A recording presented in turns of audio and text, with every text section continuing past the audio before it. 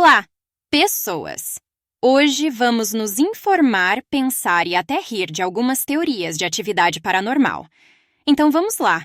A primeira é: lembra de Marcados pelo Mal, em que Jesse, Marisol e Hector fazem um ritual. Se formos nos lembrar, eles fazem o símbolo clássico, um círculo com um triângulo no meio, e depois colocam um tela preta, um quadro negro. Provavelmente porque isso estava nas instruções dos antigos livros da bruxa Ana. Mas aí é que tá e se... Na verdade, o que o texto se refere ao dizer tela preta não seria uma referência a um tipo de tela. A tela de um telefone, computador ou TV em modo de espera é preta e reflexiva. Isso pode ser um indicativo que as viagens do tempo ocorrem desde o tempo desses inscritos, que, no caso, pelas imagens que temos deles, são da Idade Média. Ou seja, as parteiras existem desde a Idade Média e já possuíam conhecimento de viagem no tempo e da tecnologia de hoje, embora não entendesse muita coisa. Que louco, né? Isso só prova pra gente, pessoal, que até uma mosquinha que passa na tela do filme é importante, se tratando da mitologia de atividade paranormal. Indo para essa outra teoria, ela afirma que Toby sempre estimulou cada uma de suas vítimas a gravar os acontecimentos paranormais. O motivo já sabemos, porque eu já falei aqui por diversas vezes as táticas de Toby para conseguir isso. E, sim, eu considero essa teoria como verdade. Agora, pessoas, vamos a essa teoria que foi escrita por um terraplanista que também acredita na real existência de Minions. Essa teoria até começa interessante, ele enumera vários pontos sobre quem é ou o que é Toby. Aqui vão eles. Ele pode mudar de forma à vontade. Deixa pegadas estranhas na farinha no primeiro filme, mas aparece como um garotinho no quarto. Ele muda sua aparência para melhor cumprir seus objetivos. Pode possuir pessoas. Ele faz isso para conseguir o que deseja. Parece ter onisciência limitada. A julgar por suas interações com os personagens, tem conhecimento completo do que está acontecendo na casa, bem como de alguns arredores próximos, como a piscina no segundo filme. Ele pode interagir com o ambiente. Isso anda de mãos dadas com sua onisciência limitada. Tem controle sobre praticamente tudo que não está vivo, embora possa controlar pessoas possuídas, sem conhecimento de tecnologia. No segundo filme, ele mexe no limpador de piscina, liga o fogão, desliga o brinquedo Thomas the Tank Engine e apaga as luzes. No primeiro, também liga e desliga a televisão. Ele sabe que está sendo filmado.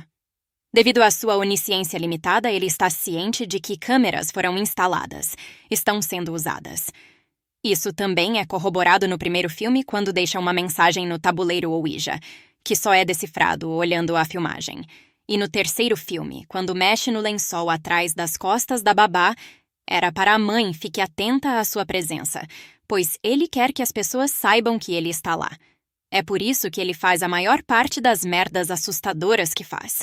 Ele tenta o seu melhor não apenas para conscientizar os personagens, mas também para convencê-los de que existe, porque ele fica mais forte à medida que as pessoas interagem com ele e o temem.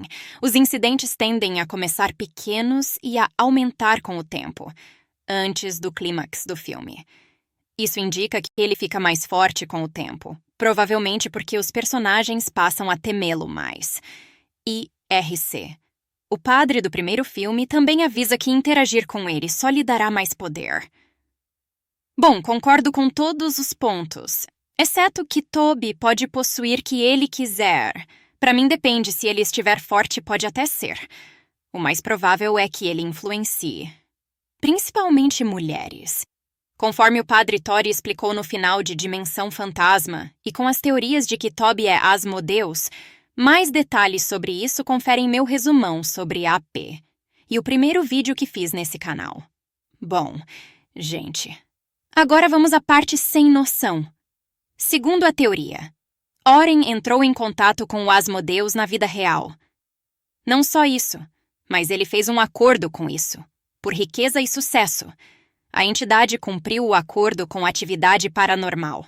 O filme mais lucrativo de todos os tempos arrecadou só 193 milhões de dólares internacionalmente e foi filmado. por menos de os 15 mil com mais 5 sequências.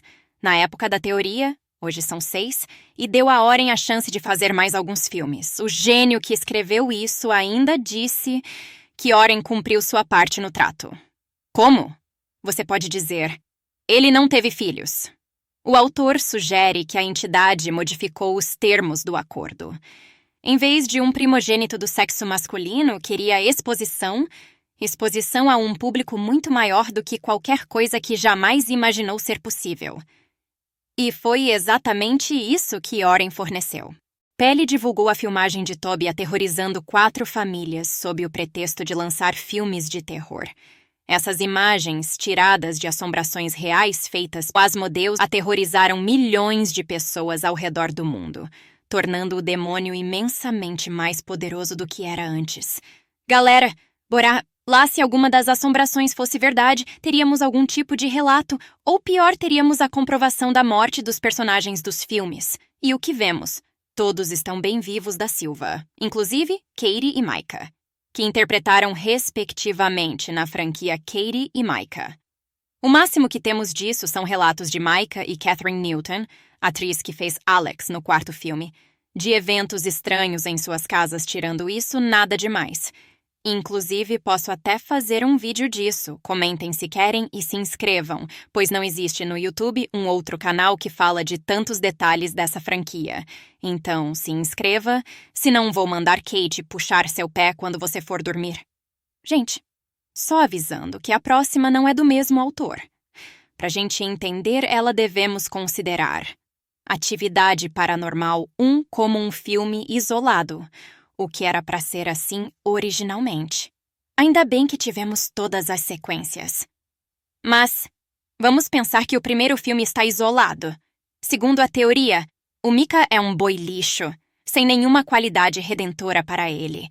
Ele continua a não respeitar os limites de Kate quando se trata de provocar e estudar o demônio.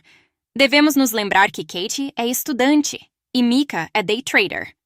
Segundo o autor, Micah teria começado a filmar tudo por dinheiro, e que antes que as coisas fiquem realmente sérias, Toby se torna um instigador de brigas entre eles, exacerbando a necessidade de Micah de filmar mais e ultrapassando os limites de Kate, deixando-a com raiva.